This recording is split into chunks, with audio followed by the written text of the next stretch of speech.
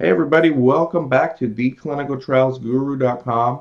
Again, that website address is theclinicaltrialsguru.com. It's one of the best places I think online, in my humble opinion, for clinical trial information, content. I bring you perspectives from everywhere, all different fields within this industry. And today I'm interviewing an author who's become an expert on not just the clinical research space, but the biotech scene in particular through his two books. One, which I'm reading now, I have on Kindle. It's called The Antidote. And then this one here, which is a classic called The $1 Billion Molecule. And the author's name, who you see here on the screen, is Barry Werth. And Barry, hello, thank you for coming on. Thanks for having me, Dan. So tell us a little bit about yourself and your background, and then how you got started writing about a biotech. I'm a journalist. I had no background in science or business or medicine until the late 80s. I was working for a magazine called New England Monthly, and the medical beat, particularly in Boston, was a good one for us, and it fell to me to start to write some stories about the business of biomedical research. This was during the AIDS crisis, and I wrote a number of pieces for the magazine and got to thinking that if I really wanted to explore the world and culture of biomedical science, it would be great to get inside someplace and hang around for a protracted period. I thought initially I would try to get into an academic lab, but what I quickly discovered is that academic researchers really didn't want somebody like me hanging around. As they explained it, they had way too many conflicts. They had doctor patient, professor-student confidentiality. They had confidentiality in their research agreements with the companies that they were allied with. But I did get the opportunity to meet with Josh Boger, founder of Vertex, in the late summer of 1989, just as this company was getting off the ground. They had just gotten their initial venture financing. The labs were not open yet. The entire scientific staff could fit inside Josh's Volvo wagon.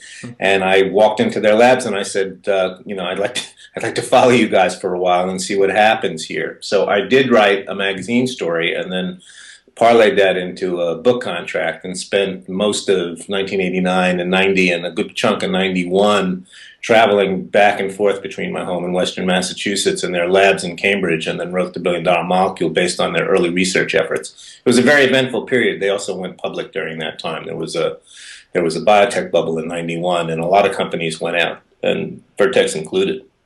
Wow, so were you actually hanging out with them? I did not know this. Yeah, this is how I do my work. I'm not a scientist. I'm a journalist, but there's a mode of book writing, and it's simply called hang around. You get inside some place where you think there's going to be a lot of activity. You situate yourself in a place where you can fade back into the furniture, and you just watch and wait and hope that things happen. So both of the books were reported that way. I got back inside Vertex in 2010. Late 2010, early 2011, just as they were starting to gear up to launch their hepatitis C drug and as they were preparing to get approval for their cystic fibrosis drug. hmm a lot of people who have not read these books, surprisingly, in our research space, from colleagues or people I interact with, I describe the book, and tell me if it's fair comparison or not, as the Moneyball for Biotechs. I think it's reasonable. The second book, certainly, if you think of the structure of Moneyball as being a new style organization, very heavily data driven, upstart group, not with as much money as the majors, challenging the structure of the league. I think that's a fair counting of what Vertex has been doing over the last few years. Yeah, that's the way I've been describing it, so I'm glad I'm kind of on the right track.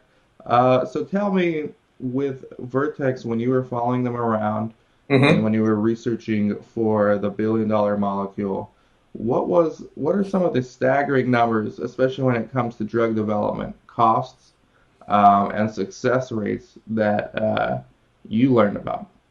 Well, I'll start with success rate, since I think the risk factor makes biotech different than just about any other industry, biotech and pharma.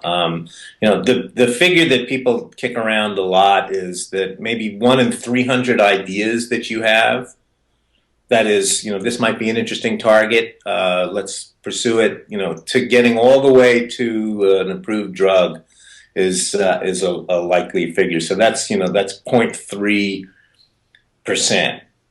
And then 1 in 30 from the time that drugs go into clinical trials until they actually can reach approval. So that's 3%. The costs, we only know about the costs of what it costs, what it takes to reach final approval from the companies themselves. And when I started out back at Vertex in 1989, it was a couple of $100 million. Now the cost you often read is, well, it's way more than $1 billion. But I think the most authoritative accounting that I've seen, which is somewhat terrifying, is Matt Harper did a piece last year in Forbes, where he calculated that if you include all of the money that goes down the drain for all of those failed projects, you're probably talking about more like $5 billion to bring a drug to market. So, and that's true whether it's a drug for hundreds of thousands of people or it's an orphan drug for a couple of thousand people. The late stage clinical trials won't be as expensive, obviously, but getting to the point where you can actually test your drug in people is virtually the same, whether it's for a rare disease or a common disease. Mm-hmm. So the costs are going to be really, really high either way. Mm-hmm. And so you followed this startup, which became a Vertex, since the early days, right? Since they were working out of a small lab. Right. And how long did it take for them? Well, first of all, talk to us a little bit about some of the technologies that they brought in back then, which are pretty common now, but back then they were revolutionary. Okay, I'll give you some of the background.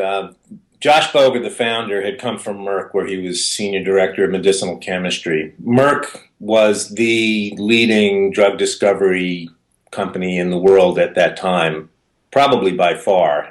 But most of Merck's drug leads came from microbial screening.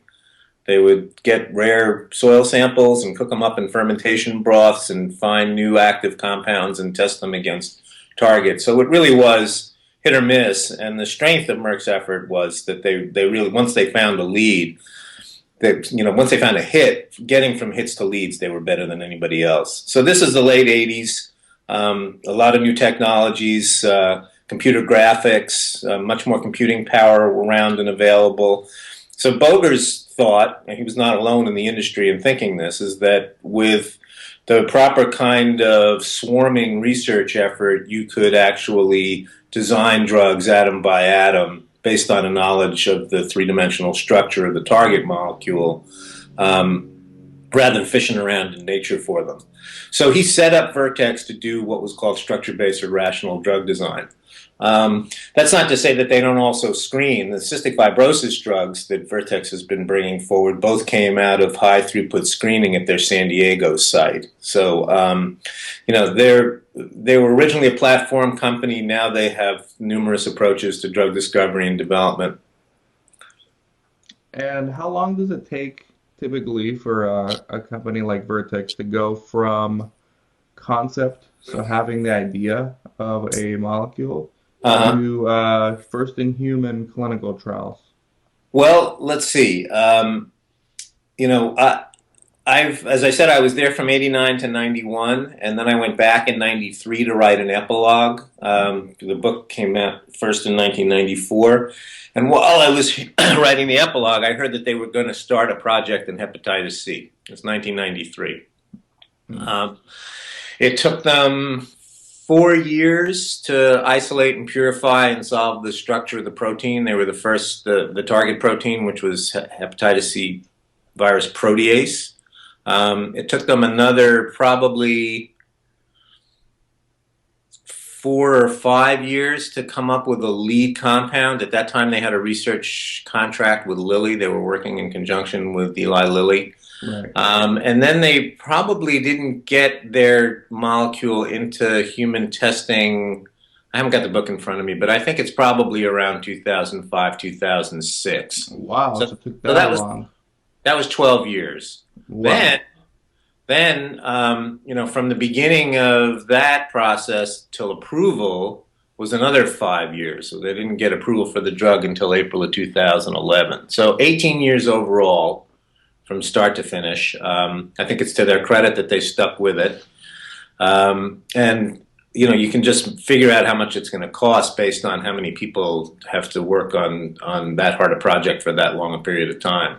Right. And so the company, by the time they're ready to do clinical trials, they're a much different organization than they were when they first started looking for molecules.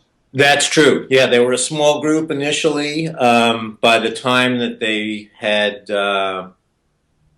went into clinical trials, they had they started out as a research and development company, research really, almost a research boutique.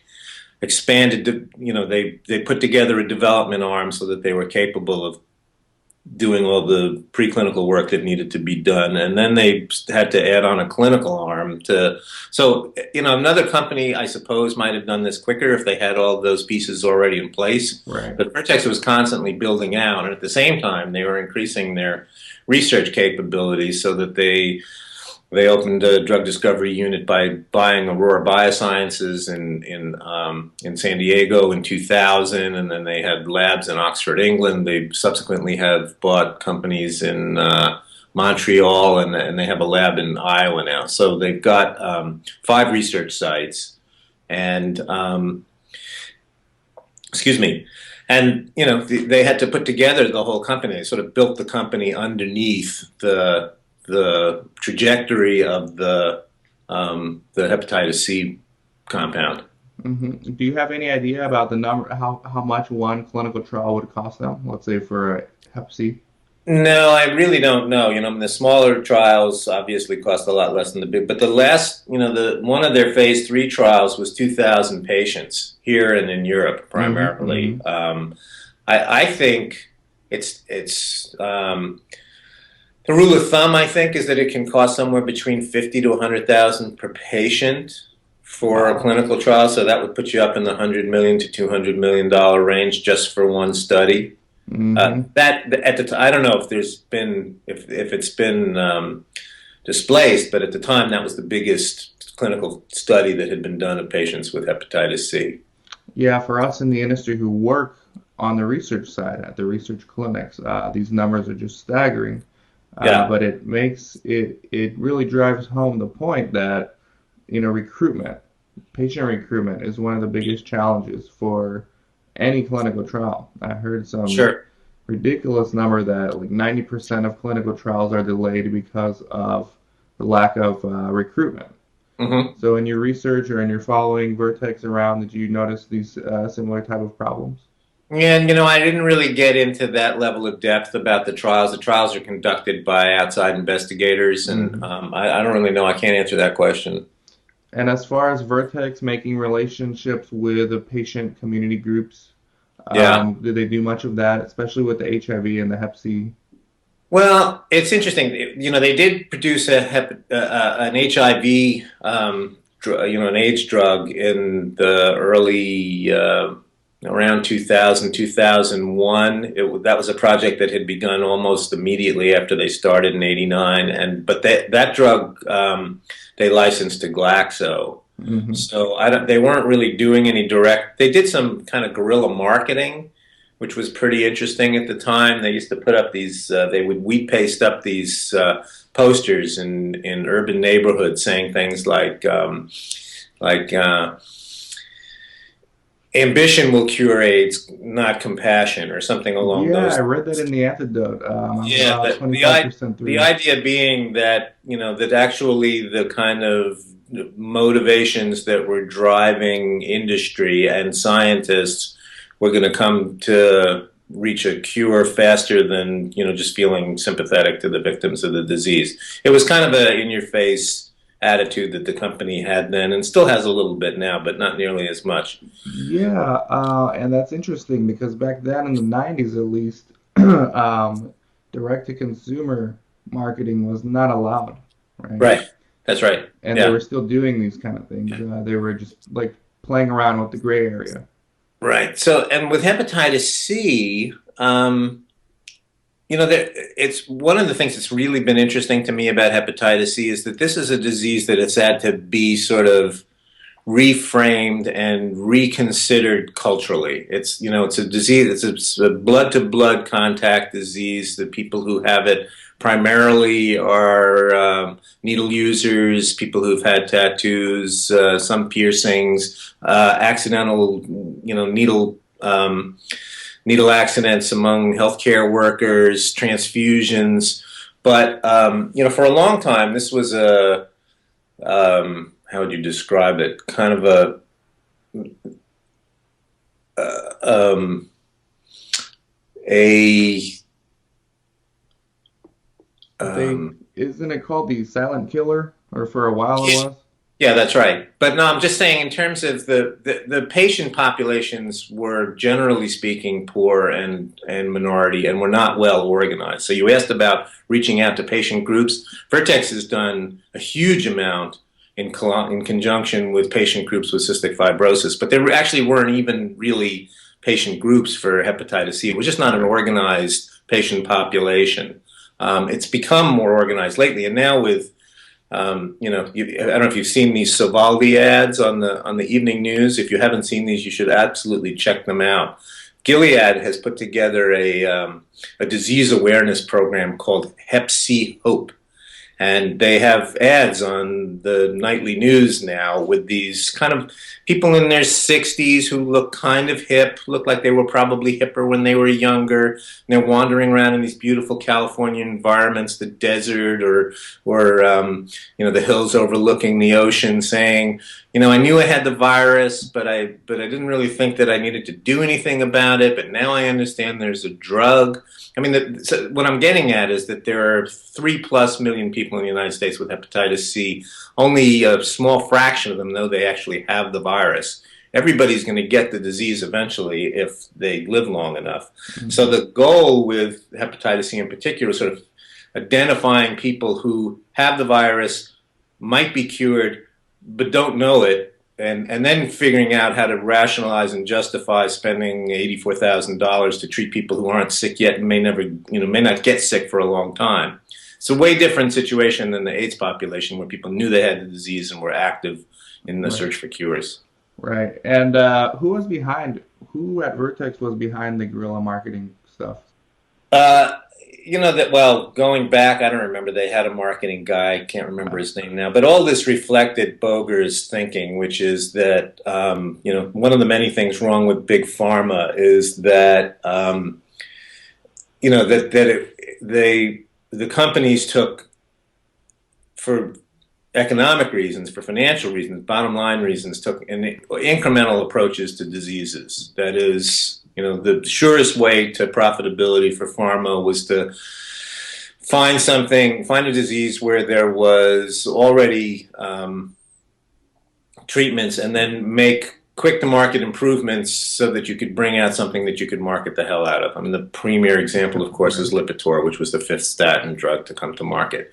Vertex, from the beginning, claimed that it was going to go for breakthrough drugs in areas where there was a high unmet medical need. So Boger wanted to establish the idea with consumers that this was a company that would take big risks, no challenge was too hard, and that ambition was the thing that was going to make the drug and improve the lives of patients, not sympathy or compassion or altruism. So it's Right. just kind of I think it expressed his personal attitude more than anything else. Yeah, Boger seemed to be way ahead of his time. I mean, now you're getting the FDA and a lot of these Me Too drugs from these drug companies. The Yeah. FDA is telling them even before they start the trials, unless your drug is better than this drug, it's very unlikely we'll approve it. So And I they're think kind that's of crucial. We don't have an unlimited amount of money to spend on these. We need to be able to make sure that they have some real value to patients before we're going to be able to support the cost. hmm. And do you keep up with the biotech industry, pharma industry now? Some, I didn't. These two books are, but I've done a number of other books on a range of other subjects. I think by virtue of having written these two books, I'm a qualified writer on biotech, but I'm not a biotech writer who, goes off periodically and writes a book. Okay. It happens to be one of the subjects that I cover. Yeah, a lot of the new trend now in pharma and biotech, I think out of necessity, is collaboration. Yeah. And you didn't really see a lot of that. I know I'm still early in reading the Antidote, but you saw a little bit of that from Vertex trying to be more open, Hmm. sharing results when they didn't have to, right?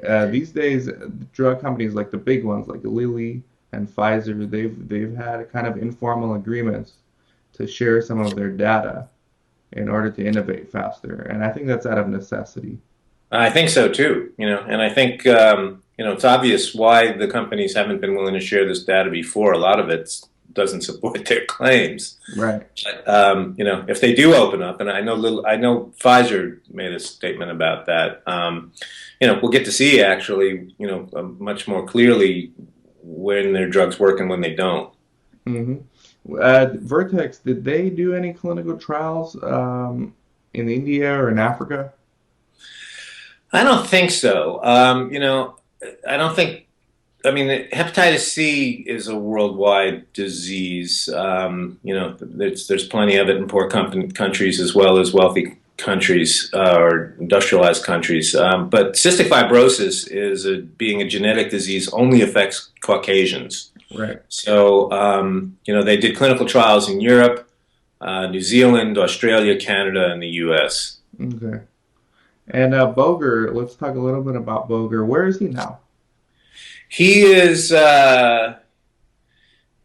he's all over the place, actually. Is the consultant, I think, or No, well, it's interesting. When he left Vertex, he swore that he was never going to go into business again. I'll get to that in a second. But he okay. has been the chairman of a dozen boards and has been a very active member, probably on another dozen. He's the chairman of Wesleyan University. He was the chairman of the board of overseers of Harvard Medical School. He's now the chairman of a $1 billion fund drive that the Harvard Medical School is doing. He is the sort of chief science, technology, business advisor to Massachusetts Governor Deval Patrick.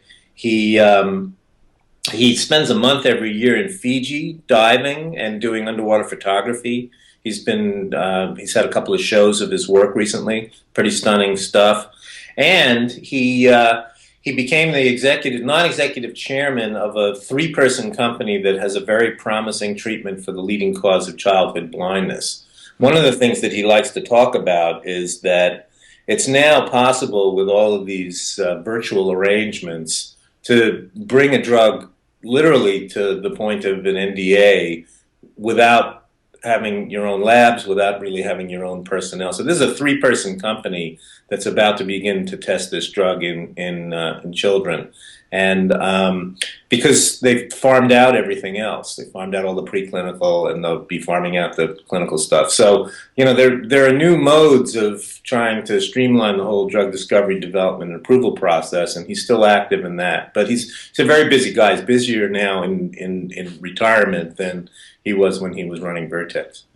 So it's now possible for, with all the new innovations in the industry, for a small, literally three-person startup to file an NDA and outsource all the other. It appears that way, yeah. I mean, they're very close. They haven't filed it yet, but they're in advanced discussions with the FDA about getting an NDA for this drug. Very interesting. And the Antidote, that's the book I picked up and that I'm reading. I haven't read the Billion-Dollar Molecule yet. The Antidote, what inspired you to write that? Well, I left Vertex, like I said, on a regular basis in '91, and then went back briefly in '93 and wrote a book about the first 4.5 years of the company. And clearly, it was. I mean, plenty had happened, and there was a rich load of material for a book. But in terms of its ultimate goal of becoming a drug company, we were still decades off. They recognized that. I recognized that. So I went and wrote four other books and had another career in teaching and magazine writing. And then in 2010, they were finally coming full circle. They were about to get approval for their first drug, under their own label, the hepatitis C drug, and CVEC, and they had the other one coming for cystic fibrosis. And I thought, they were so promising back then.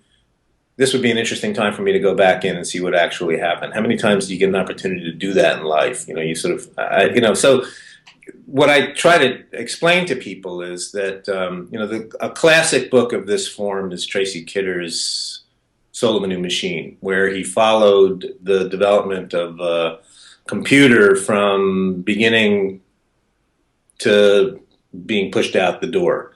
And that all happened in a period of about 9 months in the mid 80s at Data General here in Massachusetts. Well, if you want to tell the story of a drug, it's a 18 to 20 year process. Right, You can't possibly hang around for all that time, but there was a good time for me to step back in. So the second book actually picks up precisely where the first book leaves off.